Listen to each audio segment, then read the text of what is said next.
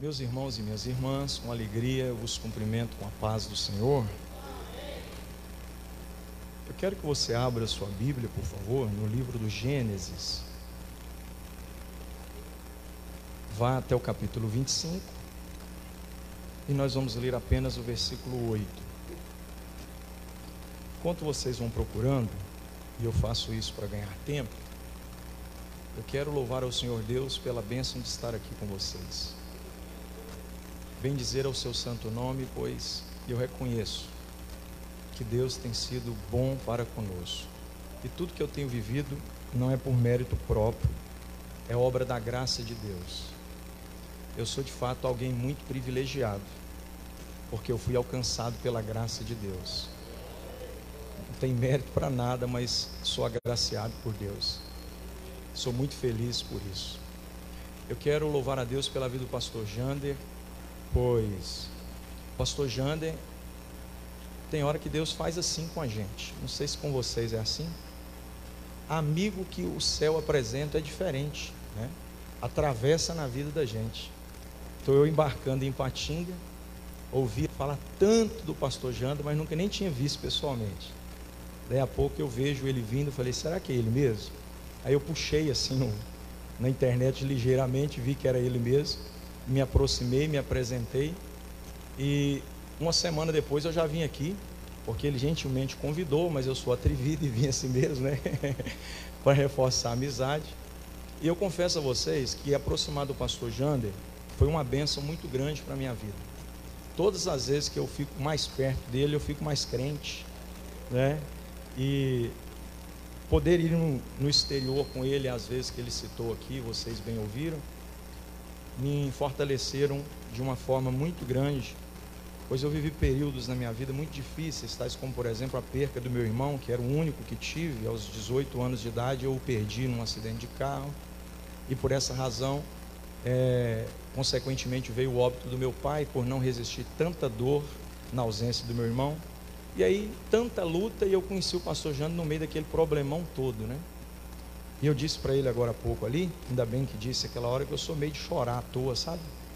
Falei para ele no escritório dele que o próximo livro que sai agora, eu dediquei para o senhor, viu, pastor? Pois quando eu estava vindo do Paraguai pela primeira vez, com aquele impacto que eu recebi, eu vi que o pregador, além do púlpito, tem muito mais história para contar, e é o texto, é o tema, né, do livro, em seu contexto. Eu vou narrar justamente isso, o pregador além do púlpito. Eu achava que eu era pregador, mas depois que eu comecei a ver o senhor pregar, eu vi que ser pregador não é só subir no púlpito, não. Tem muitas outras coisas por trás disso. Então eu louvo a Deus, pastor Jander, eu já vou ler o texto, pela sua vida, pela vida da irmã Eunice, embora temos essa ligação parentesca, sempre distantes, né? É o céu que nos aproximou. Deus seja louvado por isso. Capítulo 25, versículo 8 do livro do Gênesis, se podemos ler, manifestem-se dizendo amém, por favor. E Abraão expirou e morreu em boa velhice, velho e farto de dias, e foi congregado ao seu povo. Vou ler mais uma vez. E Abraão expirou e morreu em boa velhice, velho e farto de dias, e foi congregado ao seu povo. Abraão morreu em primeiro lugar em boa velhice, em segundo lugar velho, em terceiro lugar farto de dias. Boa velhice, velho e farto de dias. Boa velhice número 1, velho número 2, farto de dias número 3.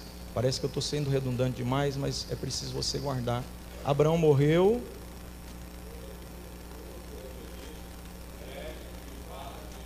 Se você puder dizer isso aí para alguém antes de se assentar, diga: Abraão morreu velho, boa velhice, velho e farto de dias. Muito obrigado, podeis tomar assento. Vou ser um pouco mais redundante quanto ao aspecto textual, tá ok? Pois não há redundância no texto, é só eu que vou ser redundante para explicar que não há redundância no texto. Pastor Gerson, foi um prazer rever o senhor. Aquele abraço que o senhor me deu em lágrimas lá realmente marcou, e que bom que alguém fotografou aquele momento, né? É para eternizar aquilo ali. Estou pensando em algum momento fazer um quadro com aquela foto, porque ficou muito bonito, foi um momento de muita emoção. Meus irmãos, eu estou acompanhado pelo irmão Márcio, que é um amigo que eu tenho já há muitos anos, também residiu em Paba por um tempo e hoje está em Ipatinga. E nós estamos combinando, faz uns 2 anos aproximadamente, pelo menos 1 ano e meio, e vim aqui, nunca deu certo. E hoje deu, e triste é que no meio do caminho ele se sentiu um pouco mal, né? Mas graças a Deus já está melhor, que bom, glória a Deus. Um abraço ao pastor Rinaldo, que está acompanhando lá na Assembleia de Deus de Ipatinga, esse trabalho ao vivo, e a todos os irmãos conectados. Enfim, vamos para pensar aqui sobre o texto que eu acabei de ler com vocês. Eu fiz questão de enfatizar a ideia de que o autor do texto mostra o estágio final da vida de Abraão por 3 aspectos distintos, para enfatizar a ideia de que não há nenhuma redundância aqui. Quando o autor fala em primeira ocasião, a impressão que se tem é que ele é exagerado na informação que dá, porque na minha simples maneira de pensar, bastava tão somente o autor ter dito que Abraão era velho, ou do contrário, que tinha boa velhice, ou se não quisesse dizer por essa força de linguagem, poderia dizer também que Abraão era alguém farto de dias. Mas por qual razão o autor faz questão de pontuar 3 vezes a mesma ideia com palavras distintas? É porque ele não está falando da mesma coisa, e essa é a primeira impressão que eu quero que você tenha do texto. Não há nenhuma redundância, não há nenhum exagero. Pautado em 2 textos bíblicos, eu posso lhes assegurar disso. Primeiro, é a 2ª epístola de Paulo a Timóteo, que quando escreve no seu capítulo 3, versículo 16, ele diz que toda a palavra é divinamente inspirada e totalmente proveitosa. Significa dizer a vocês que não há nada de exagerado. Paulo disse que toda a palavra é divinamente inspirada. Comungando com a mesma ideia de Paulo, o apóstolo João, ao escrever o Apocalipse, no capítulo 22, disse que ai daquele que tirar ou acrescentar um pingo ou um tio.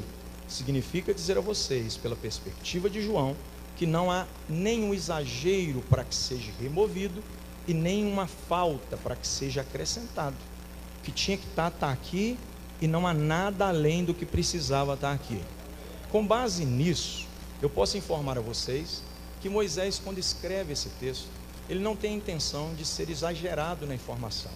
Existe uma razão por trás de cada uma dessas expressões, e é sobre isso que eu quero pensar. Mas antes de dizer isso, é bom pensarmos também que o relacionamento de Deus com Abraão, de Abraão com Deus, sempre se deu a partir de diálogos que aparentemente são de fato redundantes. Se não, vejam vocês mesmos, quando Deus chama Abraão, lá em Gênesis 12, ele diz: sai da tua terra, da tua parentela, da casa do teu pai. Na minha simples maneira de pensar, os mineirão matuto cá do interior, pensa assim: sai daí, rapaz, bastava tão somente Deus ter dito, dá um jeito de sair daí, Abraão. E aí a gente precisa entender por que é que Deus enfatiza demais com Abraão quando resolve com ele conversar. Quando Deus diz para Abraão sair daquele lugar e mostra isso por 3 visões distintas, ele está basicamente construindo um pensamento que lá na frente se revela. Quando ele diz a Abraão: sai para fora, eu não sei vocês, mas eu imagino que tão redundante quanto sair para fora é entrar para dentro, porque eu nunca vi ninguém entrando para fora e muito menos saindo para dentro. Não sei vocês, talvez vocês tenham visto, né? Então, quando Deus está chamando ele para fora, Deus na verdade está dizendo para ele: lá eu te tirei geograficamente da casa do teu pai, da terra em que você habitava, mas veio restícios disso com você, e é por isso que agora eu vou tirar de você o que ainda não saiu de você, por mais que você já tenha saído de lá. E daqui a pouco eu provo que o que eu estou falando não é coisa da minha cabeça. Quer pensar mais comigo? Imagina então Israel saindo do Egito, e depois dentro do deserto Deus tem que tirar o Egito de Israel. É impressionante pensarmos que para Deus tirar Israel do Egito, ele se utiliza de 10 pragas, mas as pragas não tiraram o Egito de Israel. E é por isso que quando Israel está no deserto, Deus muda o processo metódico, e aí a limpeza não é mais por fora, é por dentro, e aí Deus usa 10 leis para tirar o Egito de dentro de Israel. Foi isso que Deus fez com Abraão. Tinha coisas de Ur dos Caldeus que não saíram do coração de Abraão, por mais que ele já tinha saído de lá. E o fato de Deus ter demonstrado por essa força de expressão, prova que Deus queria uma limpeza total. E a gente entende isso no contexto de que Ló era a preocupação de Abraão, e Deus está dizendo, o restinho que faltava, eu acabei de arrancar. E aí esse sentimento, ele vai ser eliminado, para que o coração de Abraão esteja preparado, para que Isaac possa chegar. Agora, já nos finalmente de sua vida, me pautei em 2 exemplos, para não ficar aqui a vida toda. No último que eu lhes faço, é justamente no texto que eu li. Por que é que Deus, quando resolve dar o fim, o término da história de Abraão, ele faz questão de que Moisés pontue isso, deixe bem claro de que Abraão morreu de 3 maneiras distintas. A boa velhice, embora pareça estar ligado ao aspecto velho, não tem nada a ver uma coisa com a outra. Uma coisa é uma coisa, outra coisa é outra coisa. Quer ver só? Quando o texto diz boa velhice, o texto se refere à idade de Abraão. Quando você lê o versículo 7, você descobre que Abraão tinha 175 anos de idade. Então, quando o texto fala Abraão morreu em boa velhice, o texto está dizendo Abraão tinha 175 anos de idade. Isso aqui é a idade de Abraão.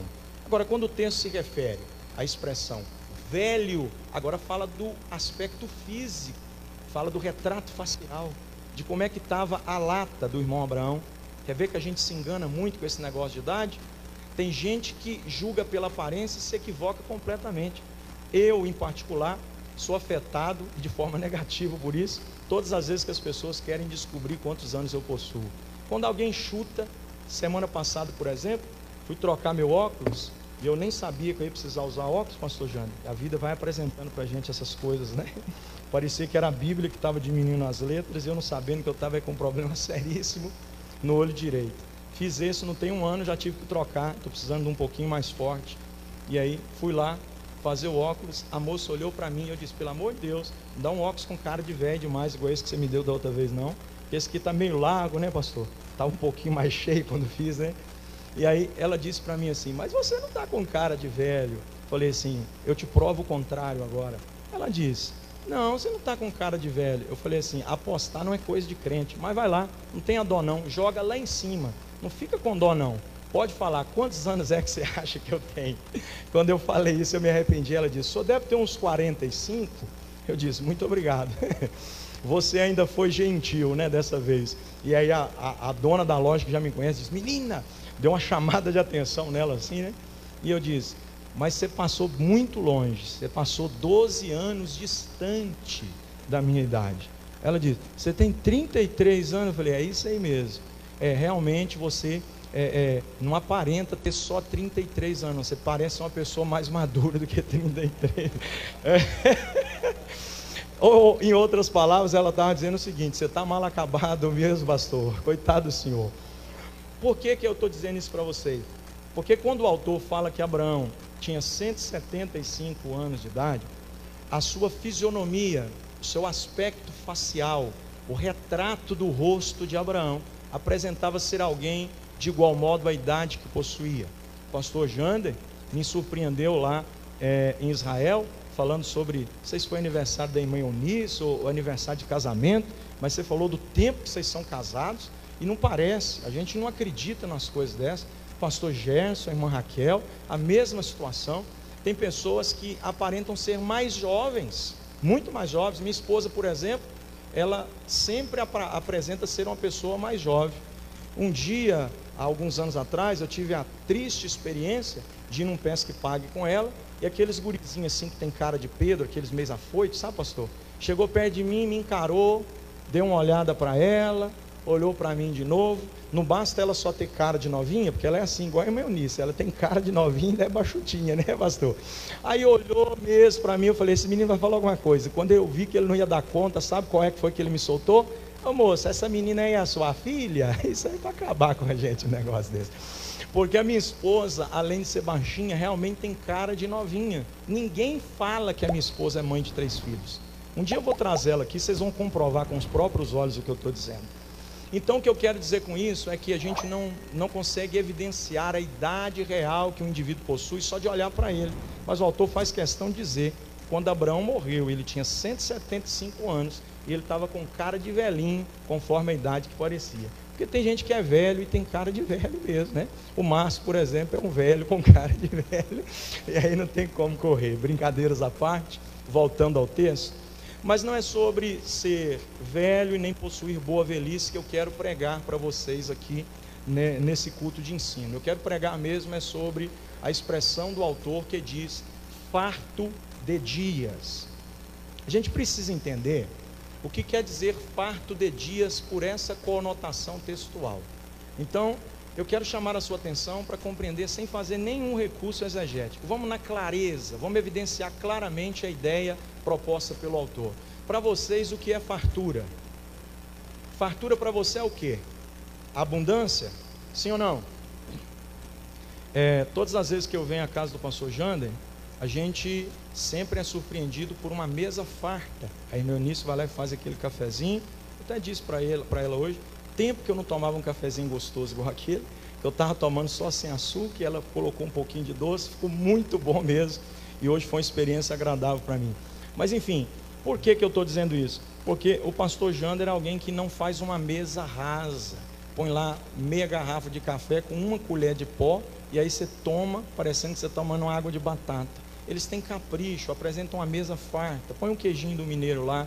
É sempre assim. Nós, os mineiros, particularmente, temos esse cuidado cultural de sempre que chega alguém em nossa casa, nós darmos para eles o melhor que temos no momento. É assim ou não é?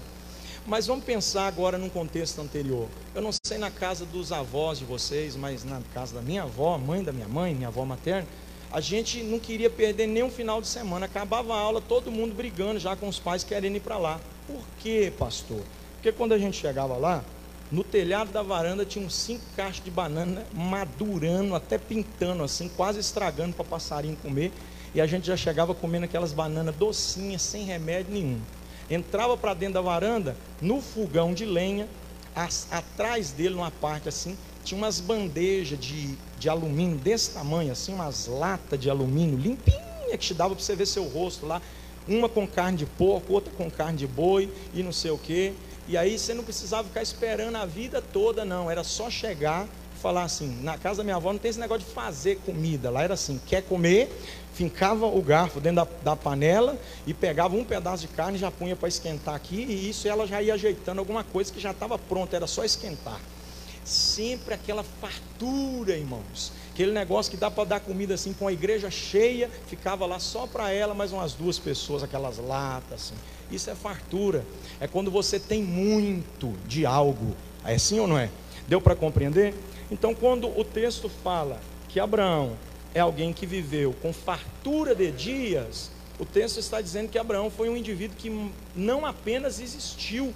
Abraão viveu e viveu intensamente cada dia de sua existência. Há uma grande diferença entre viver e existir. Muitos de nós apenas existimos. Eu, por exemplo, até um ano atrás, eu acho que eu estava apenas existindo. Porque por mais que eu estava pregando, por mais que eu estava cuidando da minha família, por mais que eu estava cuidando bem da minha esposa e dos meus filhos, eu não estava cuidando bem de mim, nem da minha saúde física, nem da minha saúde emocional. Estava cumprindo meus compromissos, viajando, pregando, pastoreando, construindo um templo, ensinando no culto de ensino toda quarta-feira, mas de mim mesmo não estava cuidando. Eu estava 33 quilos mais pesado do que estou agora.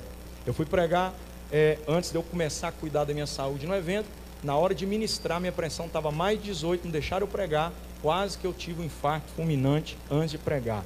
Isso é uma pessoa que está preocupada com tudo mesmo, menos consigo mesmo. E tem gente vivendo assim até hoje. Só que o caso de Abraão é o oposto. Abraão é alguém que cuida de si, para que dê conta também de cuidar de mais alguém. E é por essa razão que no conselho de Paulo a Timóteo, a gente vê ele dizendo: tenha cuidado de ti mesmo e da doutrina. A doutrina era uma necessidade da igreja, mas Paulo está dizendo, não deixe a doutrina tirar também as tuas necessidades, cuida de você, e aí depois, se der, cuida da doutrina. O cuidado próprio, o autocuidado, se cuidar de forma muito minuciosa, é o conselho que o irmão Abraão vai dar para nós aqui essa noite. Eu vou mostrar pelo próprio contexto de sua vida o que o Abraão fez para conseguir ter o êxito de terminar bem. Para vocês compreenderem melhor, já estou concluindo a introdução, vamos imaginar Abraão no fim da vida e alguém entrevistando ele agora. Irmão Abraão, você gostaria de voltar para fazer alguma coisa diferente do que você fez? Eu imagino ele dizendo, não me arrependo de nada, inclusive dos erros que tive, porque em cada tombo que tomei aprendi a levantar e prosseguir. Valeu muito a pena ter vivido a vida que eu vivi. Eu queria perguntar para vocês se nós vamos respeitar a estatística psicológica apontada pelos especialistas das últimas pesquisas, ou se nós vamos fugir disso, porque há uma pesquisa que diz que para os próximos anos, depois de 2030, cerca de 70% da população será atingida com problemas psicomáticos, isso depois dos 40 anos de idade. Todo indivíduo que pertence a esta geração, ao atingir os 40 anos de idade, de 2030 para frente, 70% dessa massa global vai ter algum problema psicológico. E aí a gente entende por 3 dos que serão os principais: o estresse, a depressão e a ansiedade, que já é a doença do século, diga-se de passagem. Então vamos pensar o seguinte: se você está vivendo igual Abraão, você foge dessa estatística, porque daqui a algum tempo você vai olhar para trás e vai dizer o que Abraão disse: valeu muito a pena ter vivido a vida que eu vivi, e eu não gostaria nem de mudar os erros que tive, porque neles eu aprendi a acertar. Ou se você vai fazer parte dessa estatística, ao olhar para trás, colocando o retrovisor da sua existência diante dos seus olhos, fazendo um retrospecto aí de uns 10 anos, será que você vai olhar para trás e vai dizer: ô vida amargurada essa vida que eu levo, ô vida sem sentido essa vida que eu tenho?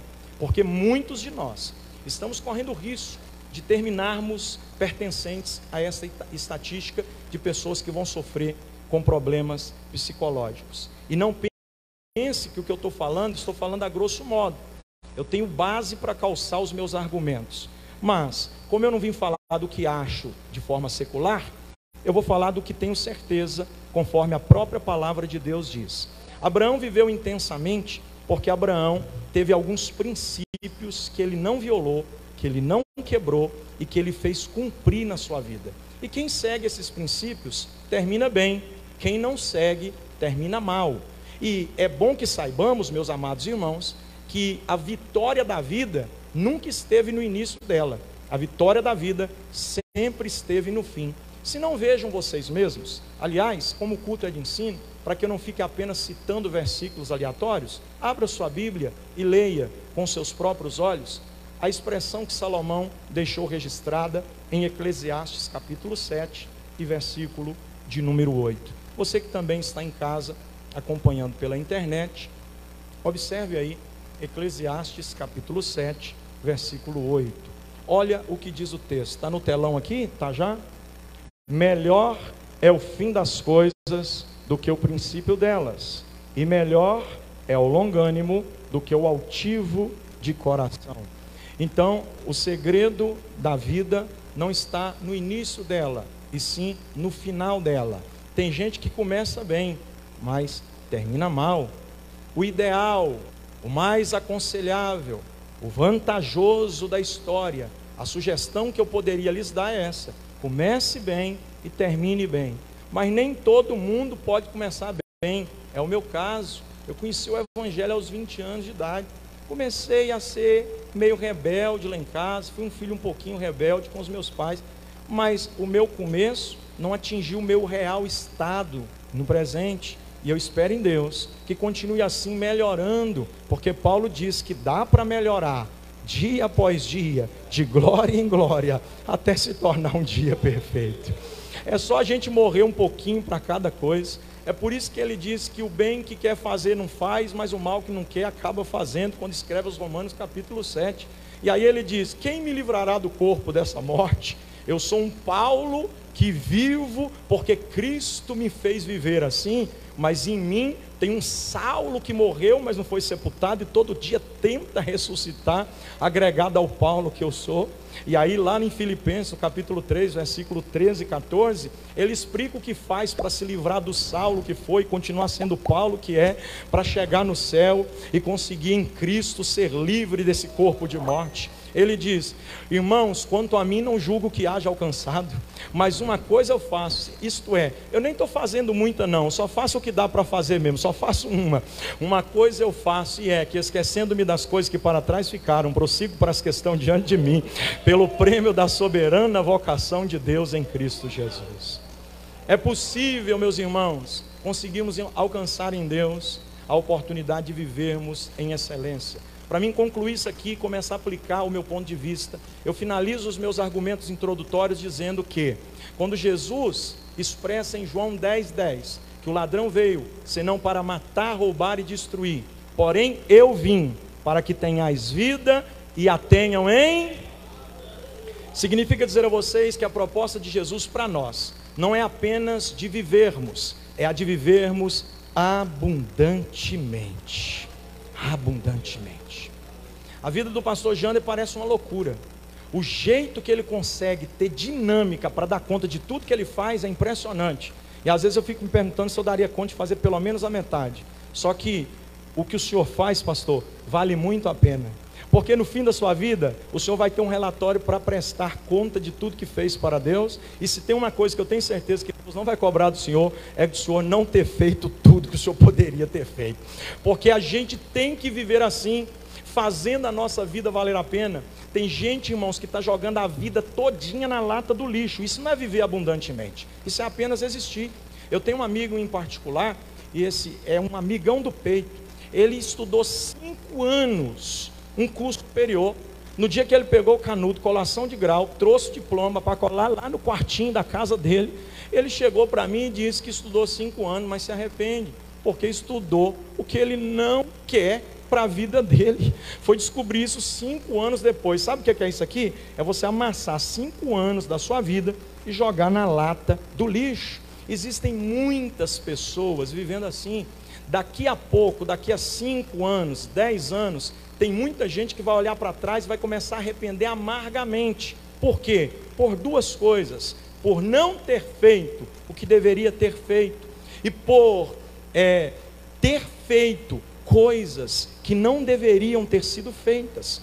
Quando a gente não arrepende por deixar de fazer, a gente arrepende por fazer. Mas eu quero convidar você a seguir os conselhos de Abraão, para que no futuro a nossa vida não seja uma vida de arrependidos, seja uma vida de contentamento. Olha, meus irmãos, ter contentamento na vida é algo que nem todos conseguem alcançar êxito. Pastor Juca, por exemplo, é alguém que me inspira, um moço feliz na idade que tem, né? Meu Deus do céu, como que pode? E o irmão dele lá que estava na casa do maninho lá, que lia o dia todo, o irmão, pastor, como é que é o nome? Parente de vocês também, Divino, é isso? Que foi pastor lá em São Cândido, que ficava lendo o dia todo lá. Eu sei que é parente de vocês, é Franco também, né? Parente da irmã Eunice. É pessoa que chega no fim da vida e você olha para ele assim e fala assim: como é que pode um negócio desse, gente? Altivo. O meu avô paterno viveu 100 anos e 6 meses, o meu pai morreu com 56. A vida do meu avô foi totalmente diferente da do meu pai, é por isso que ele teve longevidade de vida. E eu não estou dizendo para você que você deve viver abundantemente para você viver muito, eu estou dizendo que você deve viver abundantemente para você viver eternamente com Cristo, porque é só assim que a gente encontra a eternidade com Ele.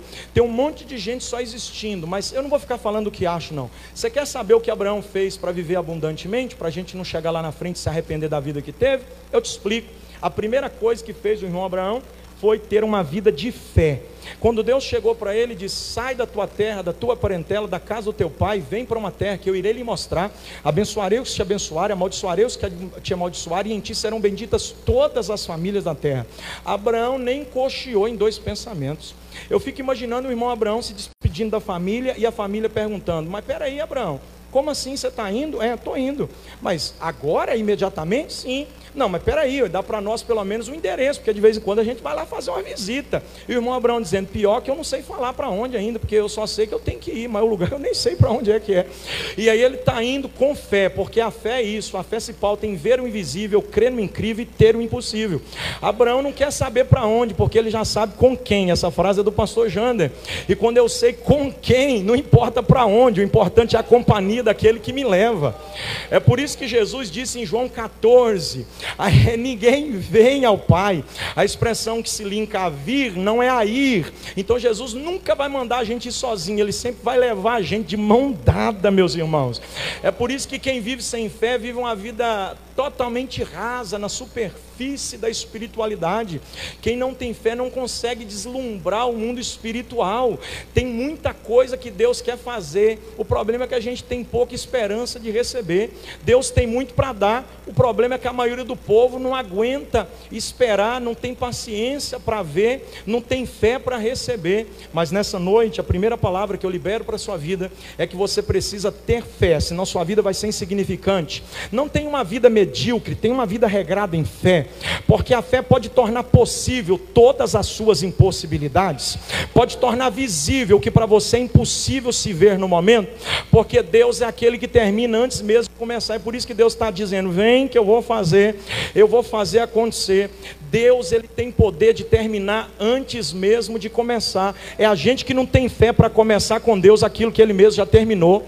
Quando Deus deu o sonho para José, a cadeira estava pronta, quem não estava pronto para sentar nela era José, mas quando José se dispôs, Deus trouxe para colocar ele lá.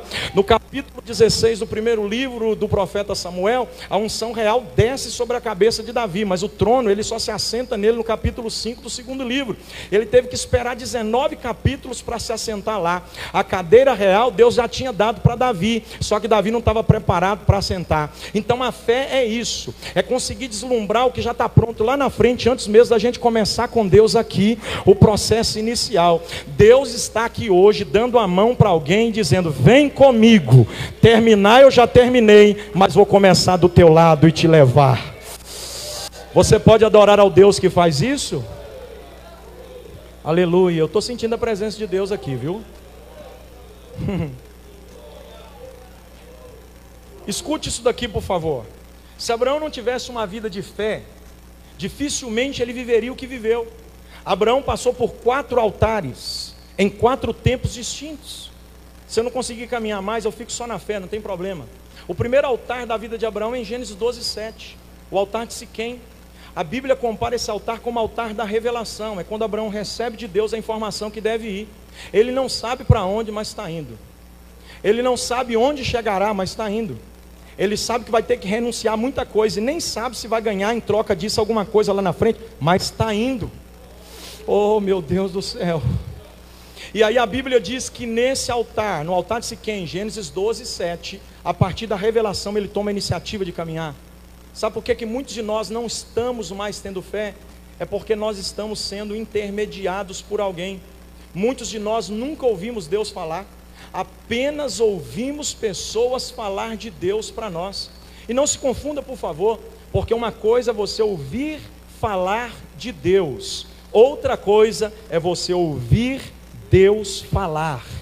E quando Deus falou com Abraão, a vida de Abraão se transformou, porque eu desconheço um indivíduo a quem Deus com ele tenha falado que a sua vida permaneceu sendo a mesma desde então. Inclusive Jacó, por exemplo, quando Deus fala com ele, Deus visita ele e diz, eu sou o Deus de Abraão, teu pai, o Deus de Isaac, teu pai. E aí o pai aqui é ligação parentesca, porque Deus honra Abraão com paternidade, mas eu sou o Deus, o teu avô poderia ter dito Deus Abraão, o Deus do teu pai Isaac. Só que eu vim aqui dizer para você que por mais que você já tenha ouvido falar muito de mim através de seu avô e através de seu pai, eu ainda não falei contigo, e hoje eu desci para dizer que eu também sou teu Deus. Isso aqui é diferente, meus irmãos. É por isso que nos falta fé. É porque a gente fica sempre dependente de alguém para que fale de Deus com a gente. Mas essa noite eu quero dizer para você que se você quiser ter uma vida relevante, desprenda-se daqueles que estão intermediando a divindade da tua humanidade e vá direto ao teu Criador. Ele vai olhar para você, e eu sei do que eu estou dizendo. Deus não resiste um coração quebrantado e contrito. E quem se aproxima da sua presença com sinceridade, ouve a sua voz como voz de muitas águas. Ouve a sua voz como mansa e suave em uma brisa que nos tira até de cavernas. Você gostaria de experimentar o que eu estou dizendo aqui esta noite?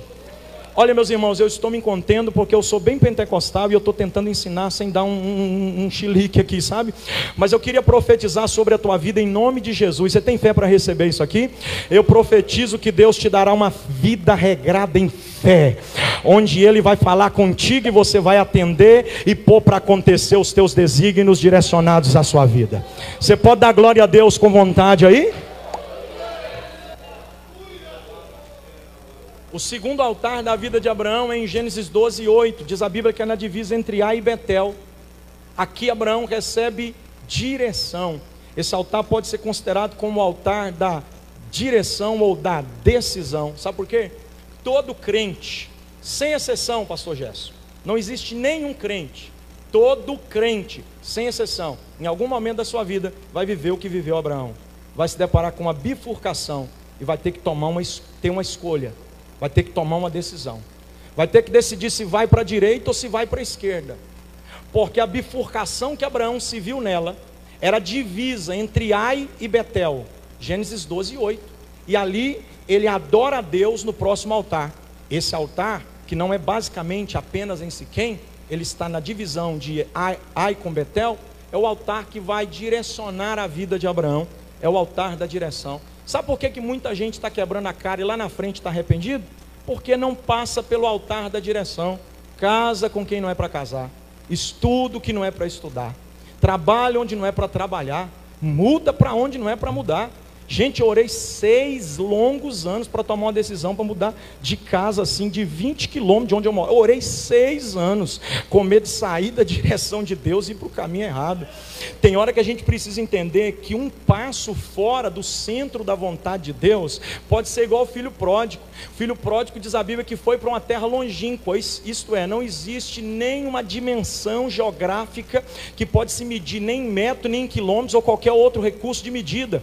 Por quê? Porque eu entendo que qualquer passo fora da casa do Pai já nos leva para muito longe da sua presença. É importante sabermos que nas bifurcações da vida não é o nosso nariz que decide por nós, é a graciosa vontade de Deus que nos direciona. É por isso que muita gente está arrependido, porque não passa, pastor Jander, pelo caminho da decisão diante da orientação de Deus. Você pode me ajudar a pregar? Não tem muito costume de fazer isso não, mas eu acho que está na hora. Olha para essa pessoa, por favor, diga para ela assim: não tome decisões precipitadas. Deus tem o altar da orientação. Oh, bendito seja Deus. Eu estou sentindo que Deus vai direcionar a vida de alguém aqui hoje. Tem gente precisando de resposta, é no altar. Quem entendeu que no altar Deus tem direção para a sua vida e solução para os seus problemas, dê um glória a Deus para ele, porque ele merece. Ele levanta o altar. Aleluia. Pastor Jander, eu já tomei cada pancada da vida por causa de decisão errada. Lembra da história de Cantares 5, quando a Bíblia diz que o noivo bate na porta, mas Sunamita não quer abrir? Aí quando ela resolve abrir, porque ela sente o cheiro do óleo que a mirra atravessou as frestas da fechadura, começa a gotejar do lado de dentro, aí o cheiro faz ela levantar. Quando ela põe a mão na porta, diz a Bíblia que o noivo já tinha ido. E aí ela sai procurando, os salteadores pegam ela e ó, dá-lhe pau. Espancou, está no texto. Sabe por que tem muita gente apanhando da vida? Porque está perdendo as oportunidades que Deus dá. No altar da decisão, você não entende só para onde deve ir, você entende até a hora que deve ir. Porque tem coisa que é conforme o provérbio chinês diz: 2 raios nunca cairão no mesmo lugar. Os mineiros dizem que a sorte é como um cavalo arriado, né? Passa na porta da tua casa, montou, pegou, é teu, deixou passar, perdeu. Pastor Nerilda Cioli diz que a sorte ou a oportunidade, ela tem cabelo na frente, mas é careca na nuca. Ou você pega quando está vindo, ou fica tentando pegar depois que passou. Então eu estou dizendo para você que o Deus que fala, está usando a minha boca para dizer para você que essa oportunidade é tua e você não pode perder. Então se oriente no altar para Deus dizer se é para você ou se não é para você a oportunidade que bateu na sua porta. E pelo amor de Deus, não vai apanhar da vida depois de hoje não, porque Deus está falando contigo aqui, né? Terceiro altar da vida de Abraão é conhecido como altar de Hebron, e nesse altar a gente se separa. É conhecido como altar da separação, o altar da tiragem de Deus. Deus não é só aquele que acrescenta não, viu irmãos? O ser humano foi projetado para receber, mas por causa do pecado precisou passar também pelas tiragens da vida. No altar de Hebron, Abraão vai viver um triste episódio, pastor Jander. Ele vai entrar para dentro da tenda dele, vai se esconder lá dentro e vai ficar lá. O senhor levou. Por que ele faz isso? Porque Ló foi embora. Lembra do que eu falei a princípio? Disse que lá na frente eu explicaria. Quando Ló vai embora da vida de Abraão, olha os seus argumentos diante de Deus. Olha o que Abraão vai falar com Deus. Senhor, porventura darei eu tudo que tem a meu servo Eliezer, ou Damasceno Eliezer? Já leram isso na Bíblia? Sim ou não, gente? Como eu estou pregando para uma igreja ensinada, eu estou tranquilo. Eu sei que vocês sabem de tudo isso aqui. Não estou ensinando nada novo, só estou lembrando vocês de novo o que vocês já sabem. Vou dar tudo que eu tenho para meu servo Eliezer Damasceno, senhor? Abraão perguntou para Deus. Aí sabe o que Deus falou com ele? Abraão, nosso diálogo não pode ser aí dentro não, dá uma vinda cá fora. Vou conversar com você aqui fora. Abraão estava dentro da tenda dele, enclausurado nas suas próprias frustrações, comprimido pelas suas próprias decepções. E aí ele não quer sair nem lá fora não. Se tivesse Facebook nesse tempo, ele ia mandar um recadinho com aquela carinha de choro, se sentindo triste. É o que os crentes fazem, né? Mas ele fica quietinho lá dentro, pastor Jander. Só aí Deus vem, dá uma vinda cá fora. E aí tem muita gente que não entende isso daqui não tenha como regra de interpretação, mas é uma oportunidade de interpretação dada pela história secular. Claro que também não pode ser descartada, não descarte de imediato. A história secular diz que as tendas eram costuradas com couro de cordeiro trançado. Isso já era uma tecnologia avançada para aquele tempo. Se pensarmos que para a grande exposição da luz solar durante o dia no deserto, isso fazia com que aqueles poros costurados em trança se dilatavam, abrindo pequenos feixes de luz. Isso trazia iluminosidade e ao mesmo tempo também ventilação. Então quando Abraão está dentro da tenda dele, eu fico imaginando o irmão Abraão contando e sabendo até quantos buraquinhos tem no teto da tenda dele. Só que quando ele pisa do lado de fora, o texto diz que Deus, em primeira ocasião, fala com ele: olha para cima, Abraão, olha para o céu. Aí ele olha, aí Deus diz: conta agora. E por que Deus está dizendo isso? Em outras palavras, pode ser que Deus tenha dito, não estou dizendo que é uma regra, mas é uma possibilidade. Em outras palavras, pode ser que Deus tenha dito assim: Abraão, contar os feixinhos de luz da tua tenda é fácil, dá um jeito de contar os feixes de luz da minha tenda, Abraão. E aí Deus diz: se é que podes contar. Sabe o que Deus está dizendo para ele? Sabe por que você está tão limitado e enclausurado assim? É porque você está vivendo no seu mundinho. Mas vem para o meu mundo, Abraão, que eu vou mostrar para você a grandiosidade de quem eu sou e o tamanho do meu poder. Segundo a ciência, pastor, caso ninguém esteja equivocado quanto aos laudos apresentados, um homem pode contar até 6.000 estrelas a olho nu. E vamos imaginar o irmão Abraão contando? Tem coragem de vir comigo? Eu não gosto muito desse trem de contar estrela não, porque minha avó, minha mãe punha muito medo de quando a gente era pequeno, que quem conta estrela enche a cara de berruga, né? Mas vamos imaginar o irmão Abraão lá: 1, 20, 1.000, 5.000, 5.950 e... Ô Sara, vem aqui por favor. Você está vendo aquela ali? Sinceramente eu acho que eu contei, mas agora eu já não sei. Começa tudo de novo. Ele vê que não vai dar conta, ele vem com um relatório final para Deus. Deus, eu tentei, mas quer saber de uma coisa? Não consegui não. Eu tenho um motivo justificável para não ter conseguido. São muitas, não dá não. Aí Deus disse: é isso aí. Enquanto você está dentro da tua tenda, você tem que dar suas coisas para o seu servo. Quando você vem para debaixo da minha, eu mostro a quantidade de filhos que eu vou te dar. Deus está dizendo para Abraão assim: eu não terminei o projeto contigo, eu comecei, Abraão, eu estou fazendo. E o grande detalhe é que na maioria das vezes que Deus faz, Ele não fala que está fazendo, Ele se cala para fazer e depois vem para mostrar o resultado daquilo que foi feito. Oh, aleluia, bendito seja o nome de Jesus. Oh, aleluia, bendito seja o nome do Senhor Deus para sempre. E o que é que você quer dizer com isso, pastor? Eu quero dizer que Deus sabe o que faz, e quem não passa pelo altar da separação, não vive a benção de colocar Isaac, ó, sorrisão no rosto, ó. Abraão estava atrelado a o seu sobrinho Ló. Por que você está dizendo isso, pastor? Porque ele só diz isso para Deus depois que Ló vai embora. Então, basicamente, pastor Jander, o irmão Ló era isso aqui, ó. Esse aqui é o Ló, guardadinho no bolso de Abraão como plano B. Vai que dá zebra e Deus não me dá um filho do jeito que Ele falou.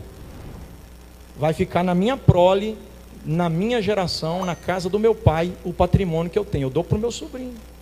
Só que quando Ló, assim que Ló vai, ele chega para Deus e diz: ô Senhor, Ló foi, e agora? Quer dizer então que eu vou ter que deixar tudo que eu tenho para meu servo Eliezer? Porque a promessa o Senhor fez para mim, eu tinha 60 anos, mas eu estou quase chegando a 100, e até agora nada. Aí Deus diz: não, Abraão, eu não preciso do teu plano B, porque os meus planos nunca falham. Olha para o céu e veja. Oh, eu estou sentindo vontade de profetizar isso aqui. Eu vou profetizar sobre a sua vida. Deus não precisa nem da sua ajuda, só precisa que você obedeça. Os planos dele nunca falham, sempre se cumprem na risca do que ele disse. Você recebe isso aí em nome de Jesus? Você recebe isso aí em nome de Jesus? Aí lá vai o irmão Abraão embora. Nesse mesmo dia, quando ele está indo embora, diz a Bíblia que o céu se pôs. Aí que Deus chacoalha ele mesmo. Sabe por que Deus chacoalha ele nesse terceiro altar? Porque ele, quando ele está indo embora, ficou de noite. E sabe como é que ele estava indo embora? Leia o texto que você vai ver. Diz a Bíblia que ele ia assim, pastor Jander, ó. É, Senhor, que o Senhor pode, eu não tenho dúvida mais. O Senhor realmente é todo poderoso. Estou dizendo as minhas palavras, parafraseando o texto, para melhor entendimento seu. Vamos imaginar aqui a conversa. Que o Senhor pode, não há dúvida. O Senhor pode tudo que o Senhor quer. O problema é que eu não posso mais. A idade chegou.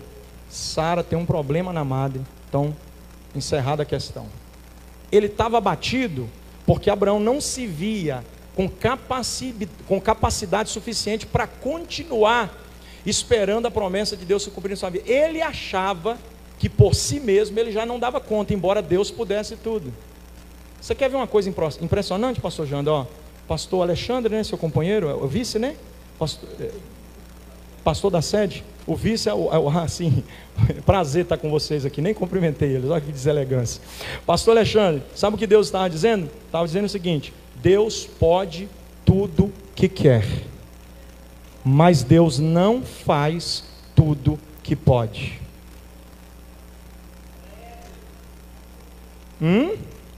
Você recebeu isso aí ou não, irmão?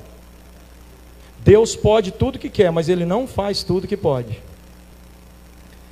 Deus quer que Ló saia do coração de Abraão para ele enxertar Isaac em seu coração. Deus sempre tem um Isaac preparado para quem se livra de Ló no coração. E quando a gente deixa Ló embora, Ló é o exemplo daquilo que não pode ir com a gente para a próxima fase.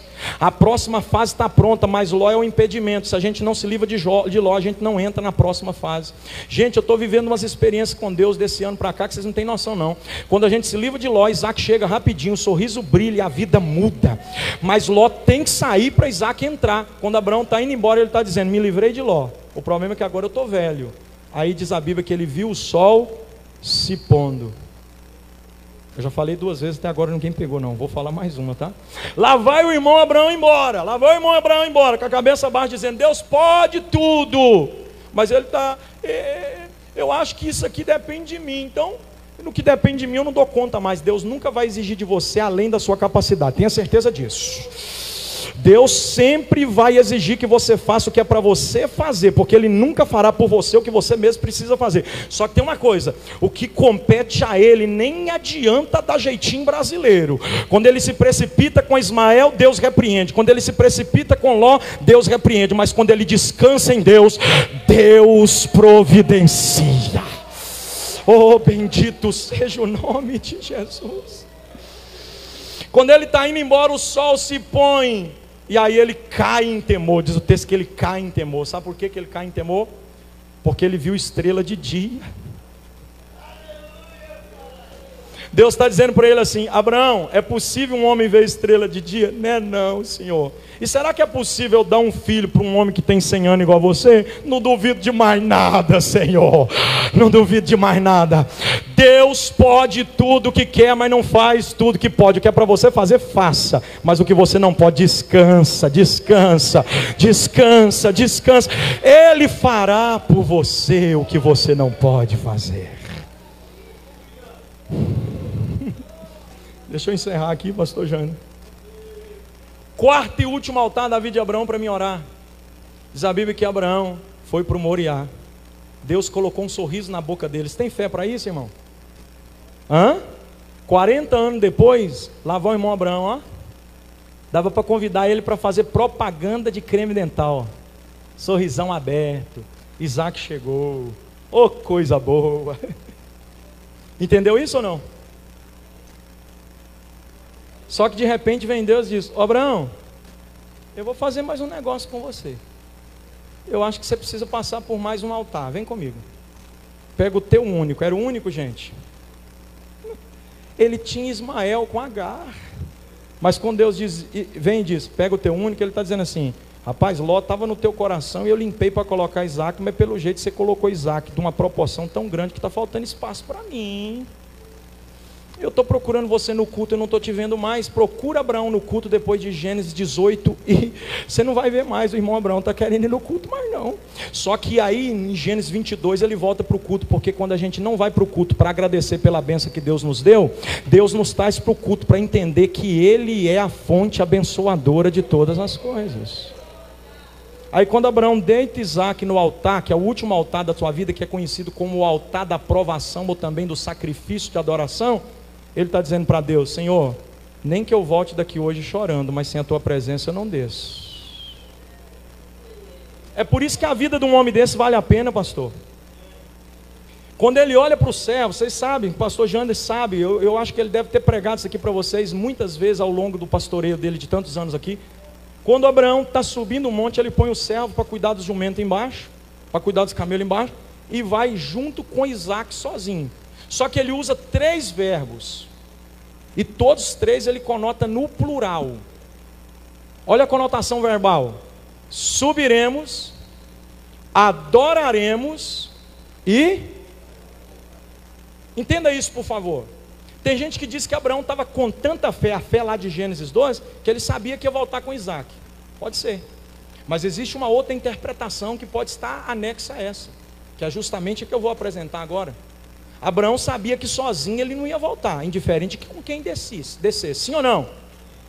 O que ele está dizendo é que ele tem esperança que Isaac volte, mas se Isaac não voltar, sozinho de lá ele não desce. Pegou ou não pegou isso aí? O que Abraão está dizendo é o seguinte: Senhor, no altar do sacrifício é doloroso, mas eu escolho colocar o meu sorriso no altar e descer chorando, desde que eu desça na tua presença. É por isso que aquele hino eu queria saber cantar igual o senhor, pastor João. Numa hora dessa eu tinha que saber cantar, porque para te servir, né? Ainda que para te servir eu tenha que chorar. Abraão está dizendo para Deus: ainda que para te servir eu tenho que chorar, eu vou chorar, mas vou chorar sabendo que eu estou no centro da tua presença. Sozinho daqui hoje eu não desço. Só que quando ele levanta o cutelo, Deus diz: para com isso, eu não preciso do teu Isaac, porque Deus não precisa de nós. Você sabia disso aí, ou esse era segredo para você? Deus nunca precisou de ninguém. Quem acha que Deus precisa dele porque se sente a última bolacha do pacote, é porque ele já está todo quebrado, todo esfarinhado, porque geralmente a última bolachinha do pacote é aquela que vem misturada em farinha, porque já está toda farinhada, né? Deus não precisa de nós, Ele apenas conta conosco. Quando Abraão levanta a faca, Deus diz: faz isso não, eu já preparei quem deve estar no altar. Eu não queria o teu Isaac, eu queria o teu coração. Já que você provou que está com o coração aberto para me entrar, então não precisa mais matar Isaac. Oh, aleluia. Aqui Abraão está dizendo para Deus o seguinte: a minha vida pode ser daqui para o final dela em lágrimas. Se for na tua presença, vai valer a pena. Vai ser uma vida que valeu a pena ser vivida. Eu posso orar, pastor Jânio, com o povo? Vamos orar, meus irmãos? Antes de eu orar, muitos pedidos na internet. Vamos orar. 130 pessoas, uma boa audiência, hein, gente? Eu acho que nós estamos aqui em menos que está na internet, né? Olha só, tá vendo como é que a rede social evangeliza, meus irmãos? Coloca para mim rapidinho. Cadê? Onde que é que coloca? É o senhor que coloca o texto? Romanos capítulo 4, por favor. Põe para... É Aloir? Ô irmão Aloir, me ajuda, por favor. Romanos capítulo 4, versículo 16 a 20. Eu já vou orar. Eu tenho 2 minutos para orar. Olha ali, ó. Eu quero que vocês acompanhem, por favor, para vocês verem que extraordinário, hein? Por que a vida de Abraão foi uma vida que valeu a pena ter sido vivida? Olha ali, ó. Portanto, é pela fé para que seja segundo a graça, a fim de que a promessa seja firme a toda a posteridade, não somente a que se dá, a que é da lei, mas também a que é da fé de Abraão, o qual é pai de todos nós. Versículo seguinte: como está escrito: por pai de muitas nações te constituí, perante aquele no qual creu, a saber Deus, o qual vivifica dos mortos e chama as coisas que não são como se já fossem, o qual em esperança creu contra... Em esperança creu contra... Você pode me explicar isso daqui? Como é que você coloca... Irmão, por favor, como é que você tira 1 litro de água de um copo de 100 ml? Não dá para entender isso não. É por isso que o anônimo escritor aos Hebreus diz que quem quer consegue tirar força até da fraqueza. Em esperança dá para crer contra a esperança. Isso é viver abundantemente. O qual em esperança creu contra a esperança, que seria feito pai de muitas nações, conforme o que fora dito, assim será a tua descendência. Olha por que ele creu com esperança, sem esperança, ó. E não enfraqueceu na fé, nem atentou para o seu próprio corpo já amortecido, pois era já de quase 100 anos, nem tampouco o amortecimento do ventre de Sara. Coloque na frente. E não duvidou da promessa de Deus por incredulidade, mas foi fortificado na fé. Foi fortificado na fé. Quando ele estava com 100 anos e o céu apagou porque a noite chegou, ele caiu em temor e disse: eu estou com quase 100 anos, a minha esposa é estéril e está com quase 99, mas o Senhor falou que vai fazer, eu não duvido. Glória seja dada ao teu nome. Estou velho e não consigo, mas glória ao teu nome. Já é 40 anos esperando e nada aconteceu, mas glória ao teu nome. Glória ao teu nome porque tu és. Glória ao teu nome porque tu tens. Glória ao teu nome porque tu faz. E quem tem glória a Deus na boca, mesmo diante da adversidade, é quem vive em abundância de vida. Que é um jargão que não é de pregador, é um jargão bíblico. Vou te dar agora, esse aqui eu não sei se você já tinha. Um monte de pregador pentecostal diz assim: manda a glória para cima que Deus manda a vitória para baixo. Eu nunca li na Bíblia, embora eu creia que possa acontecer. Só que na Bíblia está escrito que crente que manda a glória para cima, Deus manda força para baixo. Se você estiver passando por um momento de fraqueza espiritual, de adversidade, de dor na alma, de conflitos e confrontos, de problemas, de situações adversas, eu profetizo sobre a tua vida agora em nome de Jesus, debaixo da autoridade como ministro do Evangelho. Deus vai te dar força no glória a Deus que sair da tua boca. Não pare de adorar, continua dando glórias ao nome do Senhor.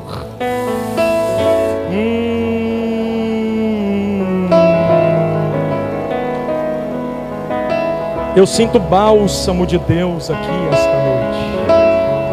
Que Deus te abrace, meu companheiro pastor Jander, e continue te fortalecendo no glória a Deus da tua boca. Ó igreja do Deus vivo aqui em Ipanema, que a força de Deus seja convosco. Senhor Deus e Pai, em nome de Jesus eu encerro a minha parte, pedindo ao Senhor que nos fortaleça, pois sem a tua graça não temos condição de dar um passo sequer. Mas com o poder da tua graça nós vamos caminhar muitas milhas na tua presença, em nome de Jesus. Amém. Antes de se assentar, por favor, não é obrigado, mas é aconselhável que faça. Abraça alguém igual eu vou abraçar o pastor Jander, por favor. E que isso seja profético, tá?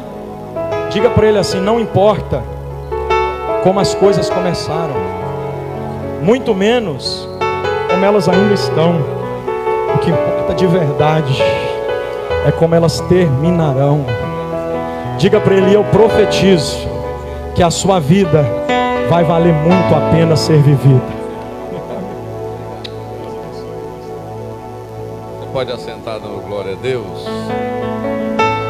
Depois a gente fala que quem não vem perde, né, irmão? Que palavra.